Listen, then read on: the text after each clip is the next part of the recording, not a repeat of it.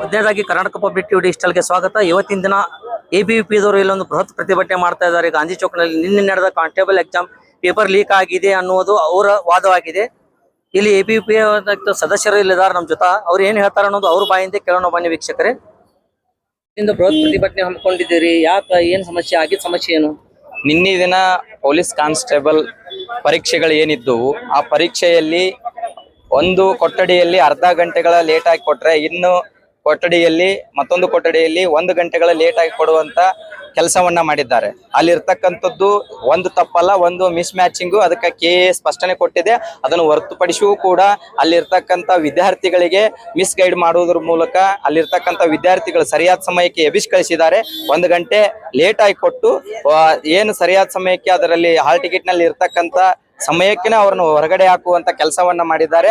ಅಲ್ಲಿರ್ತಕ್ಕಂಥ ವಿದ್ಯಾರ್ಥಿಗಳು ಅಲ್ಲಿ ಉಗ್ರವಾಗಿ ನಾವು ಏನಾದ್ರೂ ಮಾಡ್ಬೇಕು, ನಮ್ಗೆ ನ್ಯಾಯ ಸಿಗಬೇಕು ಅನ್ನೋ ಕಾರಣಕ್ಕ ಎಲ್ಲರೂ ಸಾಮೂಹಿಕವಾಗಿ ಎದ್ದು ಬಂದಿದ್ದಾರೆ. ಅದು DC ಅವರು ಅದನ್ನ ಯಾವ ರೀತಿ ತಪ್ಪು ಸಂದೇಶ ಹೋಗೋ ರೀತಿ ಕೊಟ್ಟಿದ್ದಾರೆ. ಅಲ್ಲಿ ವಿದ್ಯಾರ್ಥಿಗಳೇ ಅದನ್ನ ಹೊರಗೆ ತಗೊಂಡು ಬಂದ್ರು. ಯಾವ್ದಕ್ಕೆ ಹೊರಗೆ ತಗೊಂಡು ಬಂದ್ರು ಅಂತಂದ್ರೆ, ಅಲ್ಲಿರ್ತಕ್ಕಂಥ ವಿದ್ಯಾರ್ಥಿಗಳು ಯಾವಾಗ ಅವರಿಗೆ ತೊಂದರೆ ಆಗುತ್ತಂತ ಗೊತ್ತಾಯಿತು, ಆ ಸಂದರ್ಭದಲ್ಲಿ ವಿದ್ಯಾರ್ಥಿಗಳು ಹೊರಗೆ ಎದ್ದು ಬರುವಂತ ಕೆಲಸ ಮಾಡಿದ್ದಾರೆ. ಇದು ಮರುಪರೀಕ್ಷೆ ಆಗ್ಲೇಬೇಕು. ಇದು ಹುನ್ನಾರ ನಡೆದಿದೆ.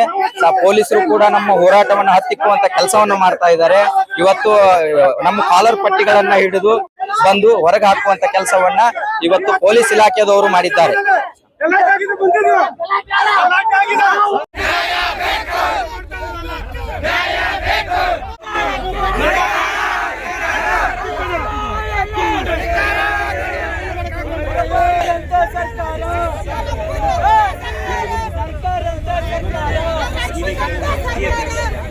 ಹೋರಾಟ ತಪ್ಪಿದೆ ಸರ್. ನಡುವೆ ಬಂದಿತ್ತು ಅಂತ ಪೊಲೀಸ್ ಇಲಾಖೆ ಮಾಡಿದೆ. ಶಾಂತಿಯುತವಾಗಿ ಹೋರಾಟ ಮಾಡ್ತೀವಿ, ಶಾಂತಿಯುತವಾಗಿ ಹೋರಾಟ ಮಾಡ್ತೀವಿ. ನಾವು ನಮ್ಮ ಮನವಿ ಏನೈತಿ ಸಲ್ಲಿಸ್ತೀವಿ ಅಂತೇಳಿ ನಿಮ್ಗೆ ಮಾತು ಕೊಟ್ಟು ರಾತ್ರಿ 12 ಕಾಡ್ಸಿದ್ದೀರಾ. ನಿನ್ನೆನೂ ಕೂಡ ನಮ್ಮನ್ನು ಕಾಡ್ಸಿದ್ದೀರಾ. ನಿನ್ನೆನೂ ಕೂಡ 12 ಗಂಟೆಗೆ ಬಂದು ನೋಟಿಸ್ ಇಶ್ಯೂ ಮಾಡಿದ್ರು ಸರ್. 12 ಗಂಟೆಗೆ ಬಂದು ನೋಟಿಸ್ ಅಲ್ಲ ಸರ್, ಮಾಡಬೇಡ ಅಂತ ಇದೆ. ಮನವಿಯಲ್ಲಿ ಏನಿದೆ ನೋಡಿ ಸರ್, ಅದು DDP ಅವರಿಗೆ ನೀವು ಏನು ಯಾವ ರೀತಿ ಅವ್ರನ್ನ ಮ್ಯಾನಿಪುಲೇಟ್ ಮಾಡಿ ಅಲ್ಲಿರ್ತಕ್ಕಂಥ ವಿದ್ಯಾರ್ಥಿಗಳಿಗೆ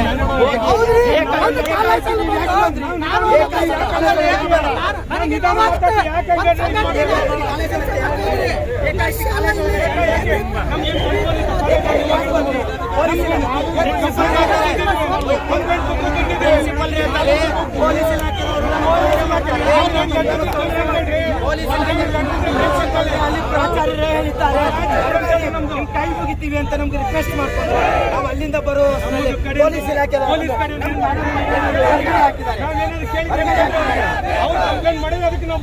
ಕಂಪ್ಲೇಂಟ್ ಮಾಡಿ ಸರ್. ಹೋದ ತಕ್ಷಣ ಹೇಳಿದ್ದಾರೆ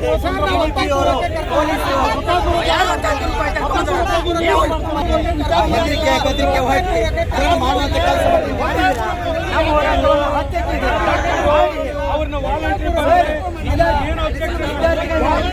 ವಿದ್ಯಾರ್ಥಿಗಳನ್ನ ಈ ಮಟ್ಟದಲ್ಲಿ ವಿರೋಧ ಮಾಡಬೇಕು.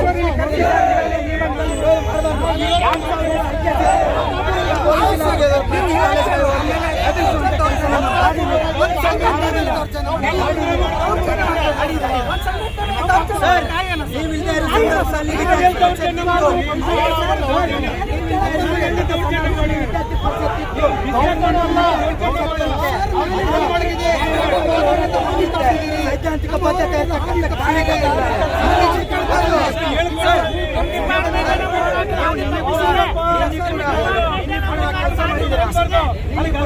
ಕೇಸ್ ಹಾಕ್ತೀವಿ ಅಂತ ಹೆದರಿಸ್ತೀರಾ, ಹೆದರಿಕೆ ಹಾಕ್ತೀರಾ, ಕೇಸ್ ಹಾಕ್ತೀವಿ ಅಂತ ಹೇಳ್ತೀರಾ, ಓಪನ್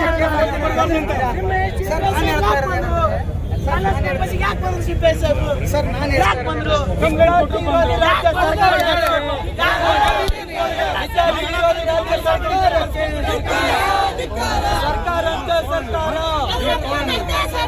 ಸರ್ಕಾರಂತೆ ಸರ್ಕಾರ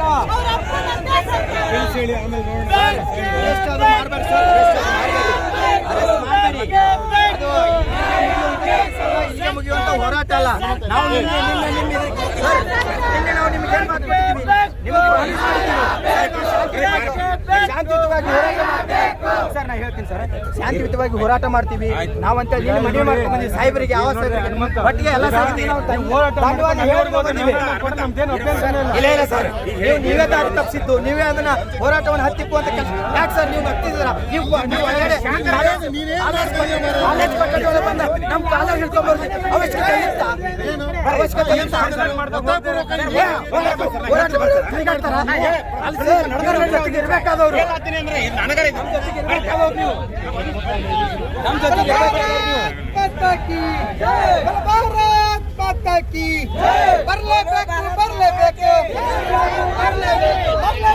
ಬರಲೇಬೇಕು.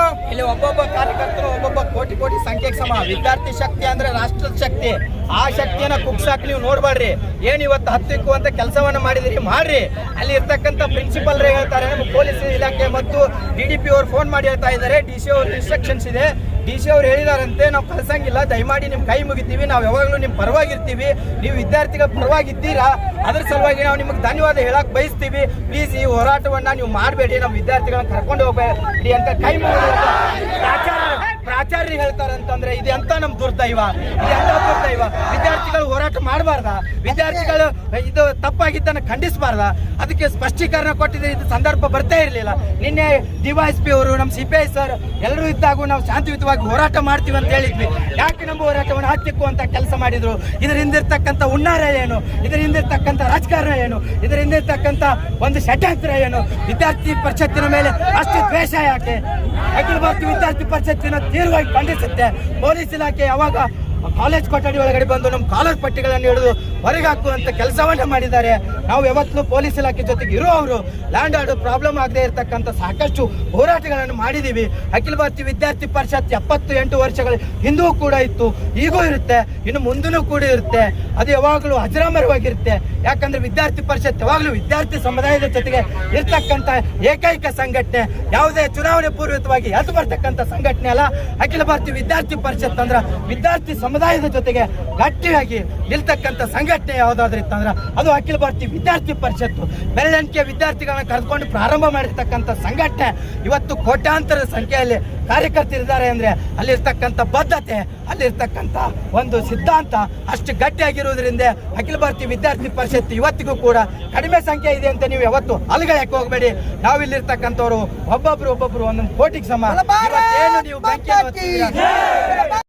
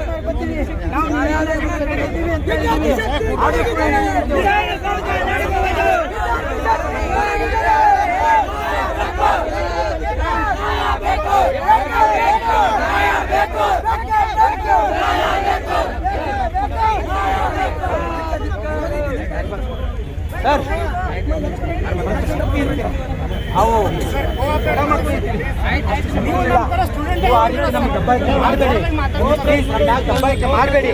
ಇನ್ನೇ ಎಷ್ಟು ಒಳಗೆ ಮಾಡಬೇಡಿ. ಕೆಲಸ ಮಾಡಿ